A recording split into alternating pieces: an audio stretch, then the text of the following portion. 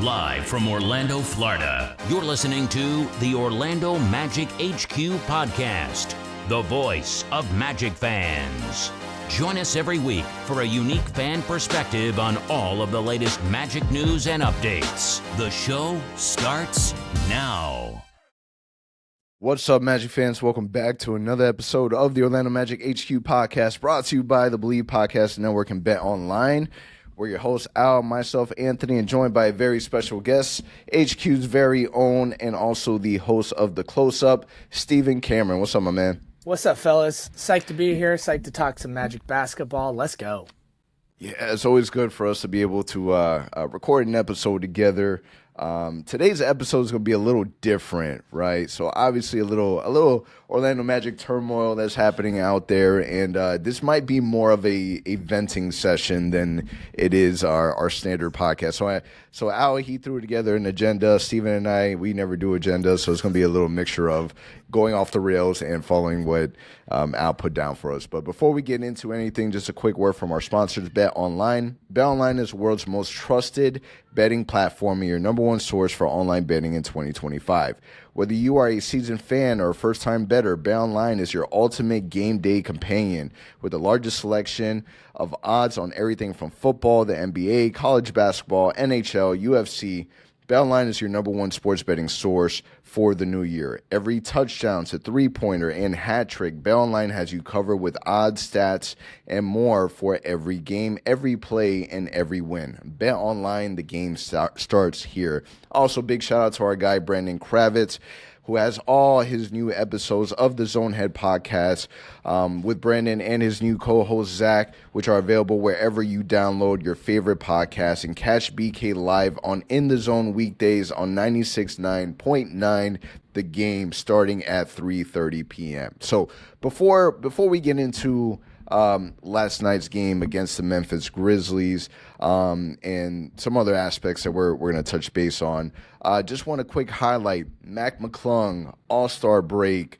We had some representation, not from the areas that we were expecting. So obviously no Franz, no Paulo in the All-Star game, but definitely Magic uniform on the national spotlight with McClung winning.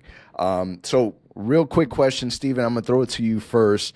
Do you count this as a win for us? Like, should we count this as an Orlando Magic slam dunk contest winner, another notch?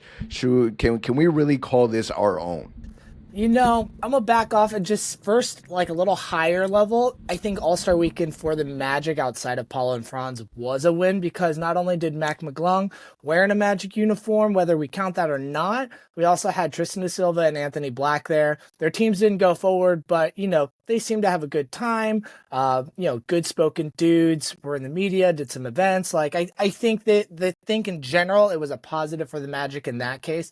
The dunk contest is hard for me, man, because, like, obviously Mac is a super talented dunker, one of the best dunk showmen that we have seen in a very, very, very long time, winning 3 times in a row. And, this is his first year doing it as a two-way player for the Magic. Last year he was a, strictly G League player. They didn't give him a two-way contract. This year, two-way. So I think we have to kind of count it as a win for the Magic, but at the same point, he's a two-way player that doesn't really play with the main club. Like, he's never even been on the bench once for the Magic. He just kind of hangs out in Osceola. But he's still he's still wearing a Magic uniform. Like, he was wearing the Stars throwback. I'm counting it because that's all I can count right now. Yeah, I mean, listen, last year it was the Osceola Magic uniform that he was wearing. Obviously, he spent some time around the organization. And as much as I would love to count it because that dude killed it. Like, he put on a show and he did it rocking our uniform, which is huge.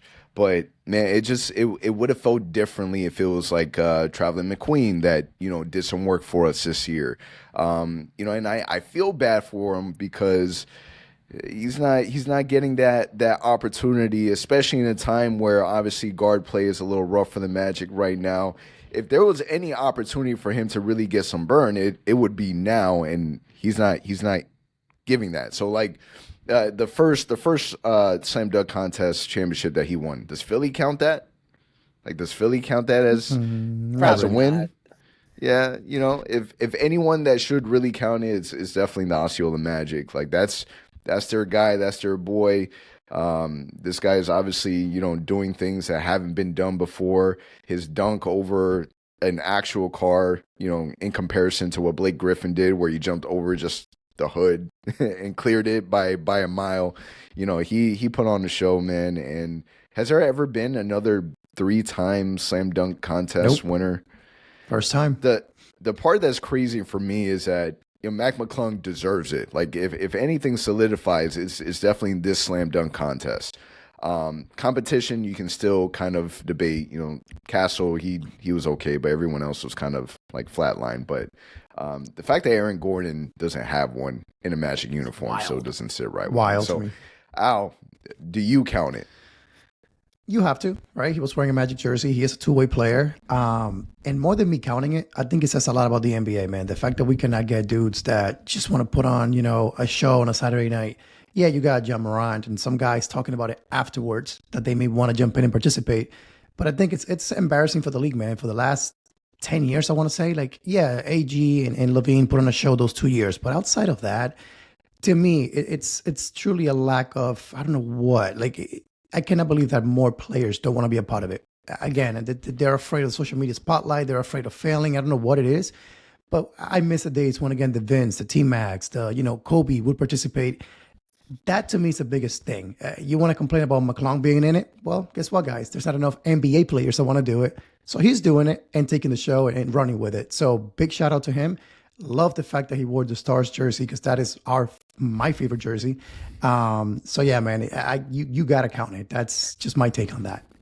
I want to just say, I think, if we look back the last handful of years, the biggest name that's participated has been Jaylen Brown. And I know his dunks last year were pretty bad, but it was cool to see a guy of that caliber, a guy who's been an all-star, a guy who was a top 2 player on a team that's been to the finals and constantly one of the richest players in the league. One of the richest players in the league. I thought that was very cool, despite him not putting on a good performance. And I don't even think we need these top tier guys. Can we just get some more noticeable names? We talk about Mac being on a 2-way. It probably doesn't feel much different than the 15th man on another team's roster, getting run. I don't think we would sit here feel any better if it was Jet Howard doing it, right? It might feel a little bit better, but if you want, it's you're still not a part of you're not a core piece of the team, right? You're not a person on a roster getting regular run. So I don't even know if I would feel a whole lot different if it was someone like that. Cause I think for us to, at least for me to feel emotionally different does it count? Is are you a rotation player getting regular minutes, right? At least with someone like Castle, rookie, getting some burn for his team. The dude from the Bucks, he's been getting regular run for them for a bit in their rotation. So it just I think for it to feel emotionally better, it's it can't just be a guy on the roster on the 15 man. It needs to be a guy that's actually in the rotation in the first or second unit regularly and being relied on. But at the same point, it's always cool to see some representation of the organization out there. And go Mac, jumped over a car, ridiculous. And almost didn't make it. He had that one foot that kind of hit the car. That could have been ugly and could have been ugly quick, but he made it through, man. And the biggest thing with these dunks is that, outside of maybe one of them that he didn't get on the first try, for the most part, this dude executed it was, he was angry at the rim. Was, it's a big deal, man. And what is ironic is that so many guys don't want to get into it and do it, but this is prime time, man. It's All-Star weekend. It's nothing else is going on in the world outside of Valentine's Day weekend. It's all eyes are on you. You're talking about a G League player who's now on a 2-way contract, who has an endorsement deal with Puma because of his dunks that he does in the slam dunk contest. And his competition isn't crazy competition, but he's clearly far and wide better. So the issue is literally Mac McClung has been carrying this dunk contest on his back for the last 3 years. The hell does the NBA do next year? Yeah, I mean, it's interesting too because like I want to give a shout out to Castle because I actually thought he did a pretty good job. His dunks were pretty creative and fun. But the problem is like I watch it live, right? That was the one thing I actually did watch live, and there's a different kind of hit when a player like Mac is getting it on his first, maybe his second go, where like Castle, he had a couple that he made in like the last 30 seconds. None of them really he made in the first or second attempt. But if you cut it down and you watch the highlights of only the makes of both of them, you're like, whoa, Castle, those were actually really, really cool and creative. But they just didn't have that same like wow factor because it took him 5, 6, 7 attempts to actually get him to go down. And, again, Castle's dunks were great, but they just didn't wow. And it's kind of the same factor of like, some people yell like, well, he's got props and the other person's not doing props. The dunk contest is all about wowing the audience, right? And if it takes someone some props to give the shock factor, it's just all about entertainment, right? So I don't really care if they're using props or not. To me, it's just more important, get the dunk on your first or second go, and that's going to give that competitor such a bigger edge. Like, we probably would have felt this competition be a little bit closer if some of Castle's dunks were done on the first or second go, compared to Max, who got all of them, and maybe one not on the first go. But I mean, that's part of the creativity, right? Yeah. Like, the props is not something that's just brand new. Like I got Dwight no problem Howard with came props. out. Yeah, Dwight Howard came out of a phone booth. You got people putting cupcakes on the hoop. You got Victor Oladipo that came out singing to Rihanna. Like, there's the props has always been a thing. Didn't DeAndre Jordan jump over like DJ Khaled or a DJ Booth or something like that one time?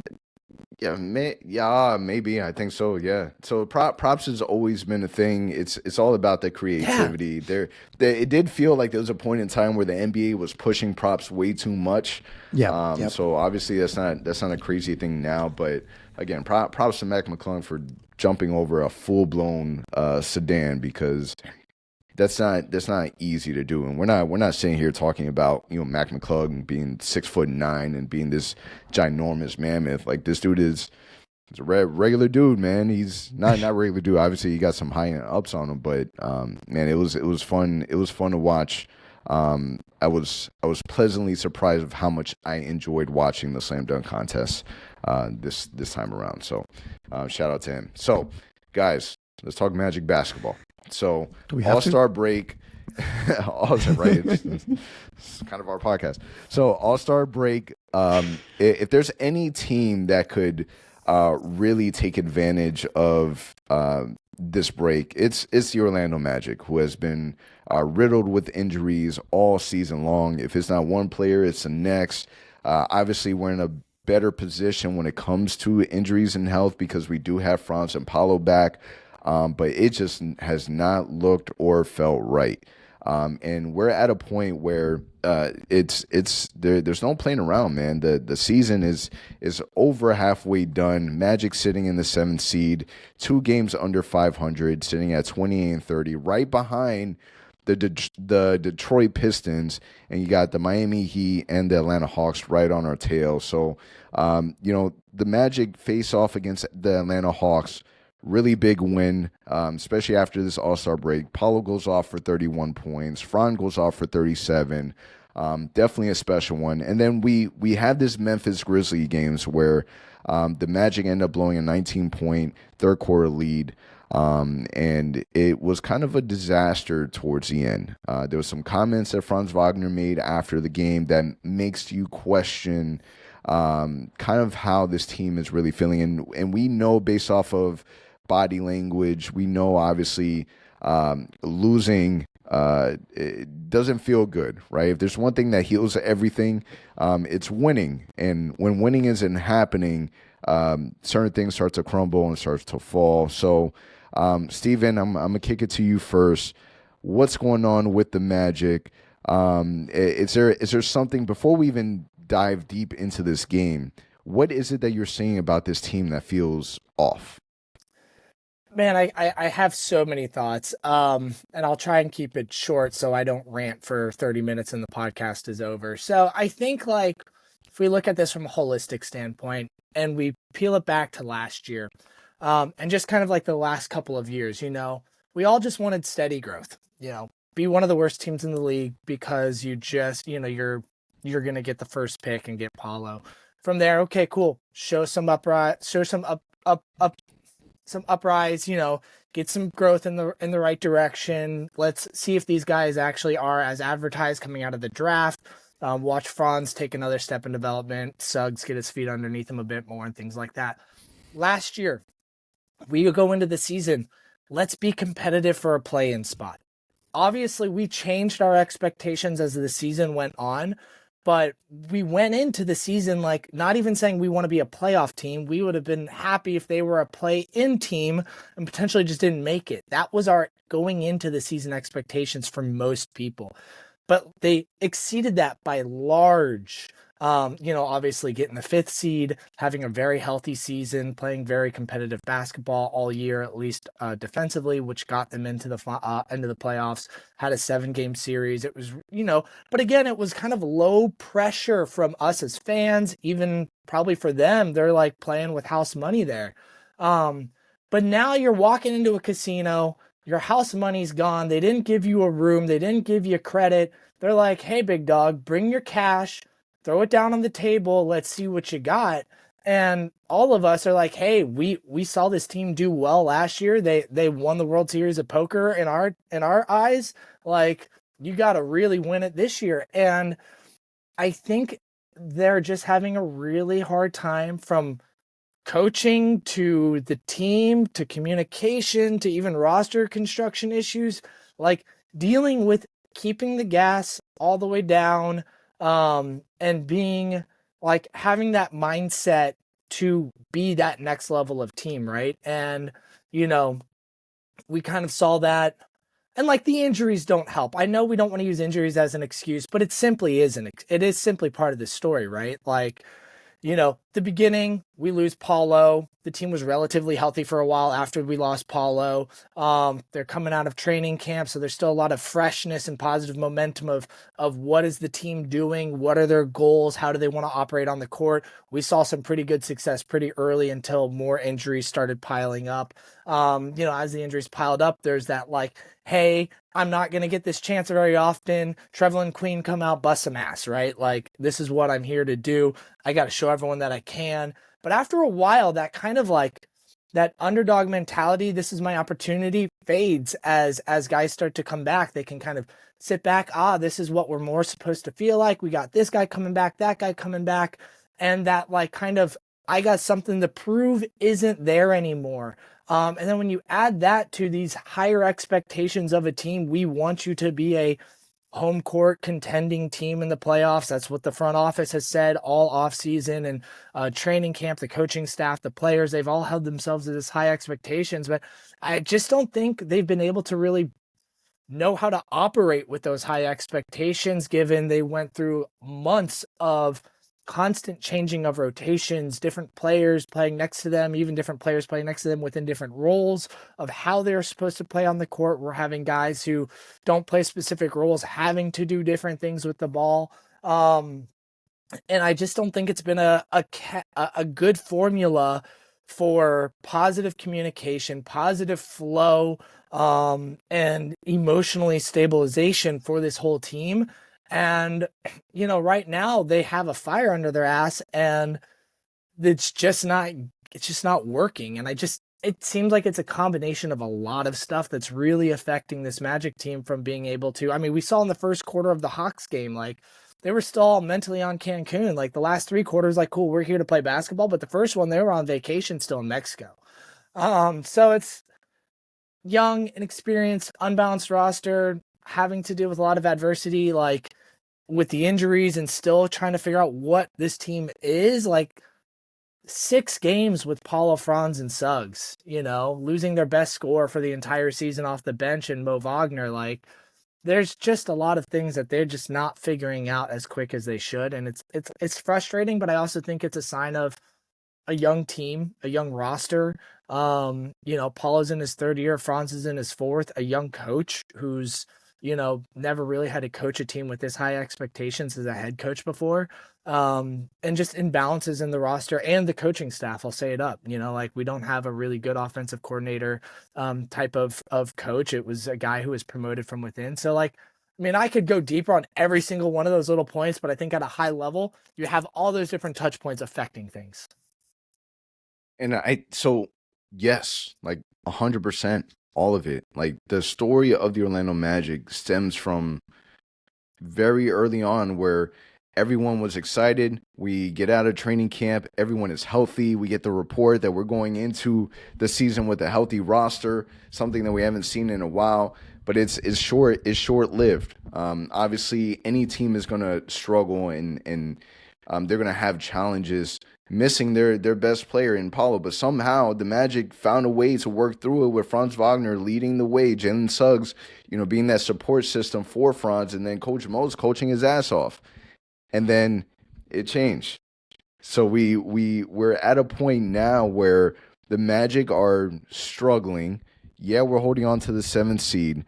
It's not time to throw away the season yet, right? Like when I take a look at the standings, the Magic 7th with a record of 28-30. You got the Indiana Pacers that are 4th in the East with a record of 31-23. So there's still time to turn things around, but time is running out. So, Al, what is it that you're seeing? There's something happening because one of the biggest strengths that the Magic have had that we've talked so much about is the team chemistry. Like the team chemistry is something that you saw on the court, off the court. Everyone's happy. Like things are going to happen. These are grown men and grown child men, right? That they're going to go through it. It's a long 82 game season, so I'm not expecting for everything to be all rainbows and sunshine, but things just don't feel like right. And it's not just personnel. It's now starting to feel like it's from players to now the coaching staff. So what is it that you're seeing that isn't sitting right with you? What is it that you believe from an outside perspective is causing for the Magic not to look like the Magic? So I think that's the biggest red flag for me. Like I can understand the injuries. I can understand the struggles. I can understand, we're adapting to getting Paulo, Franz back, Suggs still out. Besides that, the team, to your point, looks different. Even when I get to go to the games and watch a team live, the energy the team is bringing on the court just feels different. They don't seem as cohesive. They don't seem as meshing together. Again, that was the biggest thing for us last year. We could play against anybody, and our chemistry sometimes won those games. Early in the year, there were games that we were struggling, but because we knew where the guys were going to be, the chemistry was there, we would still pull off those wins. I think the biggest issue right now, again, you can blame it on still adapting to Paulo and Franz being back, but man, it's been a month. You can call it on, Suggs been out. Guess what, guys? It's been a month. Like, you've had time to adapt. And guess what? When Paulo got hurt, we didn't see this adaptation period. When Franz got hurt, we didn't see this adaptation period. Like, we just picked that up and started winning games, even when we had guys out. So it's been very confusing to now say, hey, we got Paulo and Franz back, and now we're struggling. We're like, wait, what happened here? I will tell you one thing. From my perspective, the offense is totally different. The offense has become, give it to Paulo, waste. I'm going to say it just like that. You waste 20 seconds of the shot clock, and then you figure out a shot with 4 seconds left. Oh, guess what? That didn't work. Let's try it differently. Give it to Franz this time, waste 20 seconds, and get a shot in the last 4 seconds of the shot clock. I've never seen this offense this bad. And mind you, we've been a bad offensive team for 10 years. It hasn't looked this bad. The three-point shooting is what it is. We're the worst team in the league. Making 5 3-pointers a game feels like it's a win when that actually happens. So forget about the three-point shooting. Forget about the offensive struggles. The offense just looks like we don't know what we're doing. And then you add to that the disaster of an ending last night against Memphis, where you get a rebound, you're down 1, and everyone's like, what do we do? I'm like, what are we doing here? So it's mind blowing. It really, that's what it is, because we've gone from a team that was so cohesive. We knew what we were doing. We were clicking on all cylinders. Fourth seed, third seed in the East, and all of a sudden we're holding on to the seventh. Which, by the way, when we first started the season, I did say we're not going to win as many games as last year. Just the East is tougher, and I'm going to say this team again, the way they built it, it's not for success right away. Like, we don't have shooting. Even with KCP, I said it, like, he's not a volume 3-point shooter. He's going to help us. And even unfortunately, that hasn't happened. So I'm going to boil it down to two things. I think that there are some locker room stuff happening. I don't know what it might be, but there's something that shifted after December. And I do believe guys like Paulo, Franz, and whoever else that are leaders in our team might be upset that we have not made moves to help the team out. I think they know Mosley's trying his best. I think they know that they're trying their best themselves.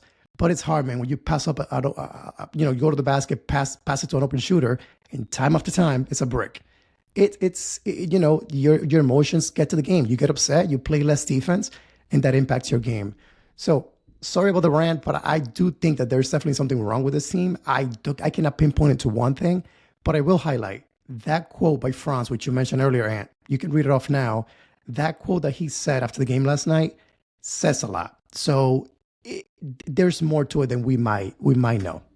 Yeah, I mean, I just want to piggyback off that for a second, if that's okay. Like, we had, just speaking of like offense and communication, we had Cole last night in his post-game conference. We're talking about, the last 10 seconds after they got the rebound from the free throw. And it's like, there was just miscommunication on the floor with them and the coaching staff. There's, half the team thinks they're calling a timeout. The other half thinks they're doing, which they've done in the past where, they give Paul the ball, go make a last minute shot, game winner, which he's very capable of doing.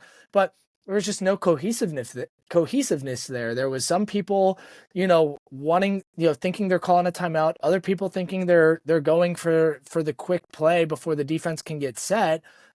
Both reasonable options. I can wrap my head around either one of those. But when the team is split and they're making different decisions, like, you're not going to be successful. And that's what we saw there. We saw 2 or 3 people trying to call a timeout, saw a couple people, including Paulo, with the ball thinking, hey, we're just going to attack the basket before the defense can get set. Again, I don't have a problem with either one of those options if everyone's on the same page, but they weren't. And I think it comes back from like testing these young men's leadership, right? We know Paulo and Franz are the best players, but which one, whether it's them or someone else, someone's got to be that vocal leader on the court and in the locker room organizing this team. Part of me thinks maybe that's Jalen Suggs, and it's hard for him to be effective since he's not on the court right now. Like, his voice only goes so far when you're not playing. And then part of me also thinks it's coming down to coaching, right? Like, Mosley's done a great job, I think, in general. I'm not asking for his head, but I think when your offense is struggling this much and you don't have an experienced veteran coach organizing the offense, which is, when we lost Nate, that's who they just replaced from within. We know most of that coaching staff was developed and brought up with defensive-minded coaches before. And you watch the offense, it's like, maybe they'll try and run like a double drag or some form of pick and roll. And then it gets broken down really quickly. Like, the first option gets broken down. They default to what you were saying, Al, to ISO, give it to Paulo, give it to Franz, do ISO, kick it out to a shooter if you can, and they'll get it. But there's no motion in the offense. The ball doesn't get moved around. They don't know how to run a second or third option after the first option in a set gets broken down. And then even the guys off ball, they just stand there. They just stand there waiting for the kick out. Only like Jet Howard is one of the few guys that's actually trying to move and navigate around screens off ball, trying to stay open. Like, that needs to be encouraged more by the coaching and to try and get just better looks. Like, guys in movement might allow them to shoot better than guys standing still. I know we just think, hey, catch and shoot, stand still, wide open three. You should make that. It's a different feeling from when you're moving on and off ball. I don't know if it would make a difference, but like, could we try it, please? it's just very frustrating to see how disorganized this team is right now, offensively. And then when you see it so clearly happen last night, in that final 10 seconds where half the team thinks they're running it, the other team half thinks they're calling a timeout. It just shows how much more growth this team emotionally has to go through. I mean, but see, so the tough part with me is common sense says call a timeout, right? So the fact that players were calling for it, obviously the referees they can't react to that. They can only react to the ball handler and the coach. So the fact that your two main guys, Coach Mose, Paulo Banchero, your two main guys didn't call for it, it causes concern, right? And I'm going to get to the quote from Franz Wagner in just a moment, but these are little seeds that are planted, and obviously we're not in the locker room, so we don't 100% know, but these are certain elements that can happen because this is where a coach could easily lose the locker room. They could easily have players lose their confidence. Now, I feel confident enough to know that Coach Mose has built enough equity with this team that that's not a concern for us right now. But it's a seed that's planted, right?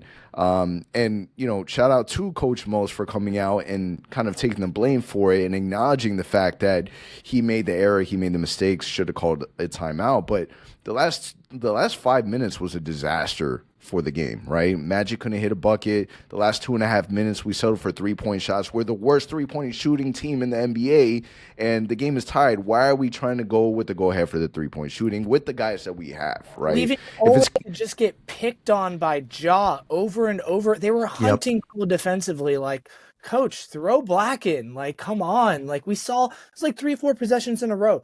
Ja got the switch on Cole, and then he just attacked and closed the gap. Sorry, I didn't mean to cut in there, but that annoyed me.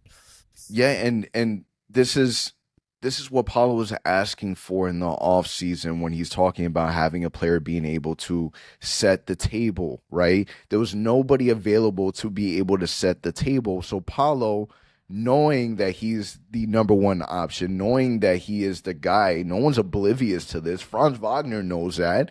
He's going to go and try and get the win.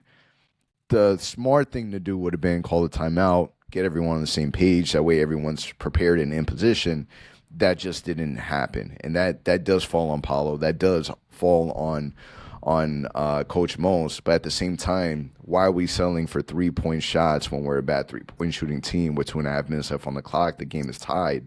And then ultimately we end up losing by 1 point. So I'm going to read off. Before we transition really quickly. So on that possession when we got the rebound after the 2 missed free throws, happened right in front of me when it happened.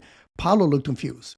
He didn't know what to do. He was like, do we call it? He looked at Mosley and kind of wondering, like, do we call a timeout? He didn't see a signal, so he pushed it up the floor. There was hesitation there.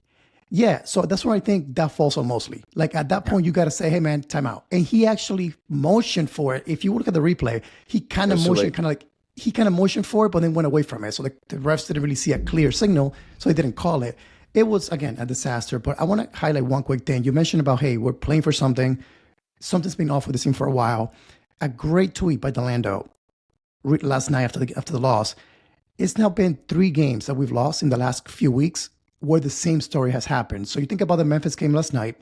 We didn't score a single basket in the last 4:38 of the game. We lost by 1. So they won on an 11-1 run. Before that, against Miami, we couldn't score in the fourth quarter in the final 4 minutes and 50 seconds. Miami closed on an 11-2 run, identical to the game last night. We lost that game in overtime. Against Atlanta on February 10th, we couldn't score in the final 4:20. We lost that game as well. So it's now been 3 times in the last maybe 2.5 weeks, 3 weeks, in February alone that this has happened. And just last night, we lost a 19-point lead in a matter of minutes in the third quarter.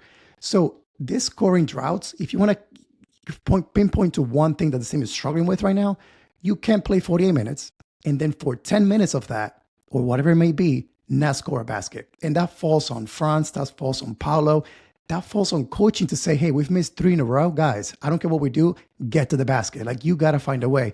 You can't tell me that a guy like Paulo or Franz cannot draw a foul, cannot get to the hoop at some point in 5 minutes. to your point, Steven, you got to get easy cuts to the basket. And Franz, when we drafted him, was amazing at that, getting those easy cuts and easy layups. Where is that? Where has that gone? So again, it's mind-blowing to me how we've gone from a team that seems so cohesive and that just knew what they were doing out there because the chemistry was there, to all these examples of like these crazy runs that end up costing us games. So I just want to throw that out there because it's a trend. And when you talk about with the 7th seed, we could easily be the 6th right now comfortably, but we keep finding ways to lose games. Teams are not beating us. We are beating ourselves right now. And, some of this could be fixed with Jalen Suggs, but at the same point, we see how injury prone Jalen Suggs is. Like, you got to have another ball handler option out there that can help create some of this. Like, Franz would probably be a little bit more effective off ball if Jalen Suggs had the ball in his hands a bit more. Paulo too, but we don't have him right now. His injury is very complicated, it sounds like, and they didn't address getting a higher level guy. They wanted to see what Black has. It's just been like, it hasn't been smooth, and it's very, it's frustrating. It's frustrating to say the least, because like we all were hoping with them constantly listing Suggs from early as questionable, like, cool, he'll be back in like a week or two. Obviously, it's been like 4, 5, 6 weeks now. I've done some looking and learning about quad contusions, and okay, mild ones can take 2 or 3 weeks to recover from, but more severe ones can take 4, 6, 8 weeks. Sounds like he'll be back sooner than later, but it's just like, it's frustrating when he is one of the main pieces and he's gone and it affects the team that much and they don't have like a suitable replacement. It just puts so much more pressure on the front office this summer to get things right. It's not going to be a perfect team going into next year, but you got to at least address some of these issues. Yeah, but so the issue with me is that the Magic somehow, some way, prior to Paulo Banchero coming back, is they always found a way to figure it out and get through it. Obviously, it's hard for Paulo to do that when he comes back and he doesn't have his point guard in Jalen Suggs. So Jalen Suggs, I think this is an eye-opener for everyone of how much value he really brings on both sides of the floor. He's obviously have gotten so much better with his ball handling, and it's a missing void. My issue with it is that we can't just sit around and just wait for Jalen Suggs to come in and save us, because what if Jalen Suggs comes back and he doesn't save us? Jalen Suggs is going to take for him to get acclimated all over again, and the team is going to have to get acclimated to him, and we don't have time for that. We don't. We're running out of time. We're running out of games.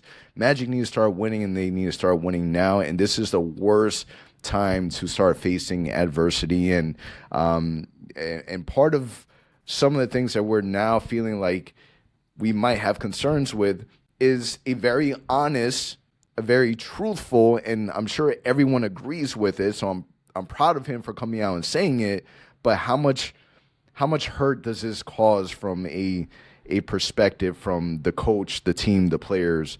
And this is a quote from Franz Wagner that he had post the Memphis Grizzlies games, where he says, I think everybody on the court has to just not be worried about their own game, but what's going on the floor. We've got to communicate. And then I think the coaches have to communicate and help us with that. Like on that last play, not everybody, I think, knew what we wanted to do. And that's not on one person, that's on everybody on the court, people on the bench. That's why this is a team sport.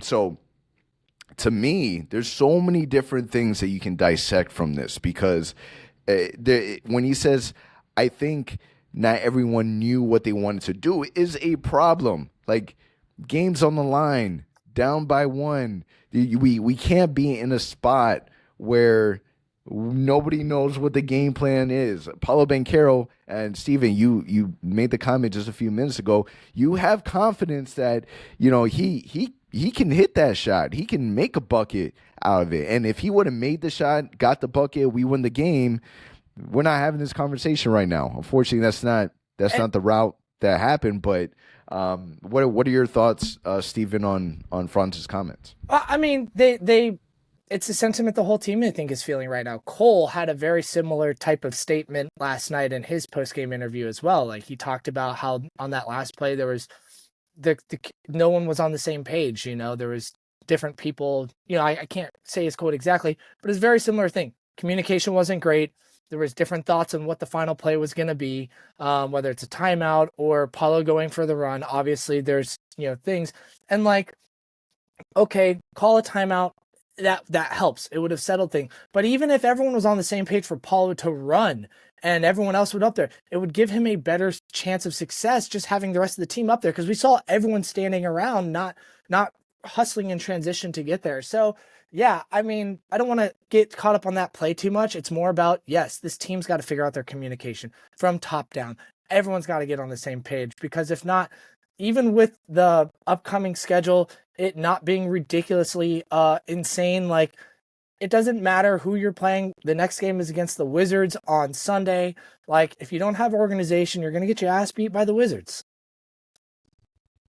Yeah, and the Wizards, obviously, they've gone through some adjustments with their roster, so you're expecting on paper for that to be a win, but the Magic don't have an easy following after that. You got the Cavaliers, you got the Warriors.